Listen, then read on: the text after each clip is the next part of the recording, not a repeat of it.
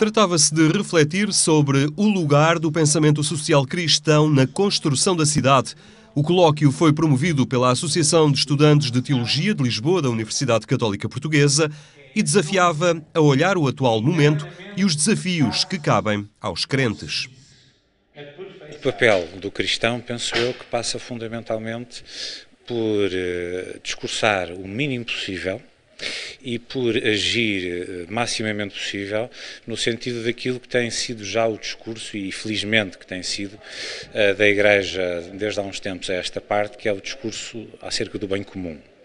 O cristão deve agir sempre no sentido do bem comum e apenas no sentido do bem comum. O que implica que, em última análise, tenha que verdadeiramente imitar, no sentido teológico do termo, a ação de Cristo, que é uma ação que foi muito pouco comprometida. A ação comprometida dos cristãos foi também reconhecida e sublinhada pelo Patriarca de Lisboa, que reconhece a ação efetiva de muitos cristãos em favor do bem comum. Se nós vamos ver a quantidade de leigos que são cristãos e católicos e que assumidamente estão aí nas frentes económicas, sociais, empresariais, políticas, não são tão poucos como isso, não é? E é assim que deve ser, porque muitas vezes quando se pergunta o que é que a Igreja diz, o que é que a Igreja faz em relação a estas temáticas, a Igreja é o conjunto dos cristãos e essa animação espiritual das realidades temporais é obrigação prévia e fundamental dos leigos, do laicado, que estão com a sua competência nesses vários domínios da vida económica e social. O lugar do cristão na construção da cidade, um olhar na perspectiva religiosa e filosófica, mas também na vertente económica.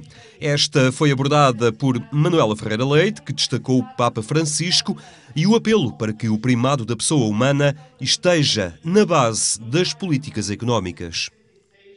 E aquilo que eu acho mais interessante na intervenção dele é que, se nós recuarmos 20 anos atrás, eu diria que aquilo que ele disse seria uma banalidade, porque era aquilo que qualquer economista aprende nas primeiras páginas dos livros que começa a ler.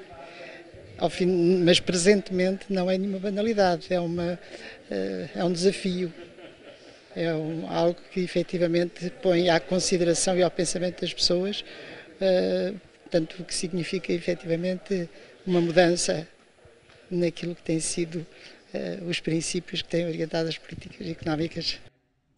Manuela Ferreira Leite sublinhou ainda que a política económica deverá ser sempre uma política de natureza social.